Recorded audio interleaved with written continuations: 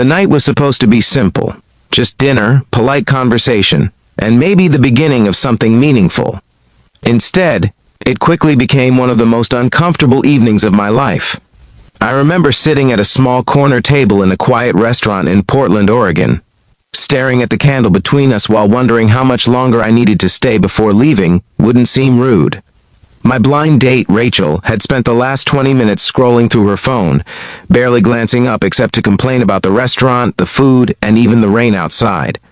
Every word she spoke felt sharp, like she had already decided the night was a waste of time, and honestly, I was starting to agree with her.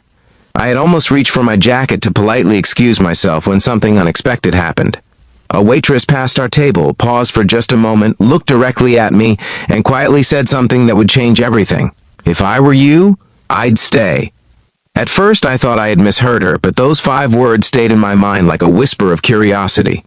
Before we continue, if you believe in kindness, second chances, and the idea that life can surprise you when you least expect it, take a moment to like this video, comment where you're watching from, share it with someone who believes in fate, and subscribe to the channel for more real-life inspired stories that remind us how powerful small moments can be. Because sometimes the worst nights lead to the best stories. My name is Marcus Bennett, and that strange night started like any other awkward blind date arranged by a well-meaning coworker. I was 32 years old at the time, recently moved to Portland after accepting a new position at a marketing firm. I didn't know many people in the city yet, and my coworker Olivia insisted she knew the perfect person for me.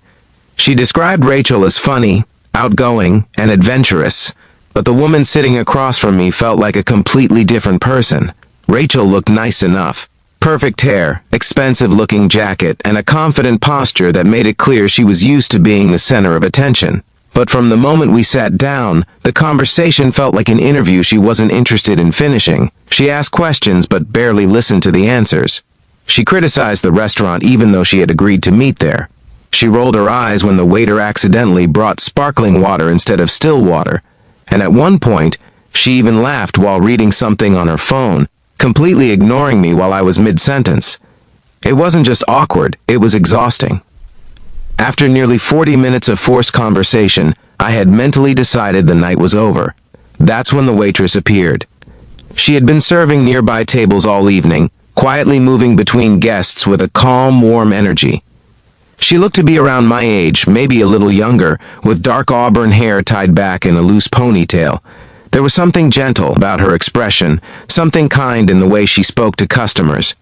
When she came by to refill our glasses, Rachel didn't even look up, but the waitress did something unexpected.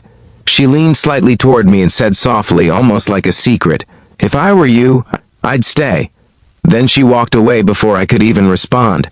For a moment, I just sat there confused. Stay? Why would she say that? Rachel continued scrolling through her phone, completely unaware of the strange moment that had just happened. But now my curiosity was stronger than my frustration. I decided to wait a little longer, maybe 10 more minutes, maybe just long enough to see if the mysterious comment meant something.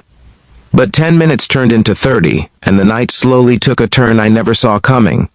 Rachel eventually received a phone call and stepped outside to take it. She didn't even apologize as she grabbed her purse and walked toward the entrance. I sat there alone at the table, staring at the flickering candle. That's when the waitress returned. She approached carefully, almost like she was deciding whether she should speak again. When she reached the table, she smiled politely. Her name tag read Claire. "I hope I didn't make things awkward earlier," she said gently.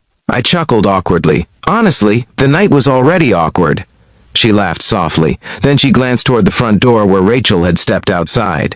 "She comes here sometimes," Claire said. "Usually with different people." I blinked. "What do you mean?"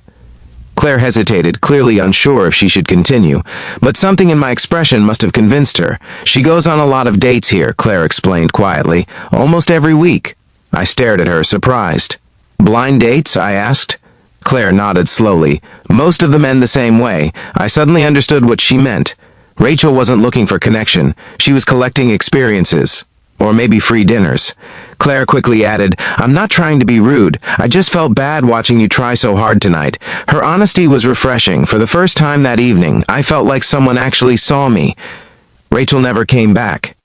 After another 15 minutes, I received a text from her saying something about an emergency and that she had to leave. No apology, no explanation, just gone. I sighed and asked for the bill. Claire returned with a small apologetic smile. "I'm really sorry your night turned out like this." I shrugged. "Honestly, it's kind of funny now." Then I hesitated before asking something I normally wouldn't. "Would it be strange if I asked you to sit down for a minute?" She looked surprised. But after glancing around the restaurant and seeing that it was slowing down for the night, she nodded. For the next 30 minutes, Claire sat across from me at the same table where the worst date of my life had just happened, and somehow, it became one of the best conversations I'd ever had. Claire told me she had moved to Portland from Boise 3 years earlier. She worked at the restaurant while finishing her degree in psychology. She loved rainy cities, old bookstores, and late-night coffee shops. I told her about moving across the country for work, about how lonely a new city can feel when you don't know anyone. We laughed more in 30 minutes than I had laughed the entire evening. The tension from earlier disappeared completely. By the time the restaurant lights started dimming for closing time, something unexpected had formed between us, a connection that felt real. As Claire stood up to return to work, she paused and said something that made my heart race. "I'm off tomorrow morning," she said. Then she smiled. "There's a cafe 2 blocks from here that makes the best cinnamon rolls in Portland." I grinned. "Are you suggesting a second chance for tonight?" She shrugged playfully. "I'm suggesting a better first date." The next morning we met at that cafe. Then again the following weekend. And again the weekend after that. Months passed. What started as a terrible blind date turned into something beautiful. Claire and I explored Portland together, walked along the riverfront, spent hours talking about dreams and fears and the strange ways life connects people at the right moment. 2 years later, I stood in the same restaurant where we first met. But this time, I wasn't sitting at a lonely table. I was standing beside Claire, holding her hand as we celebrated our engagement with friends and family. The same corner table was decorated with flowers, and the same candle flickered between us. Life has a funny way of working like that. Sometimes the worst nights lead you exactly where you're meant to be. Before we finish this story, I have a special request for you.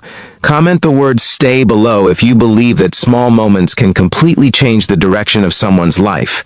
And if this story touched your heart, please like the video, share it with someone who believes in unexpected love, and subscribe to the channel so we can keep sharing stories that remind us how powerful kindness and chance encounters can be. Because sometimes, all it takes is one quiet sentence from a stranger. If I were you, I'd stay.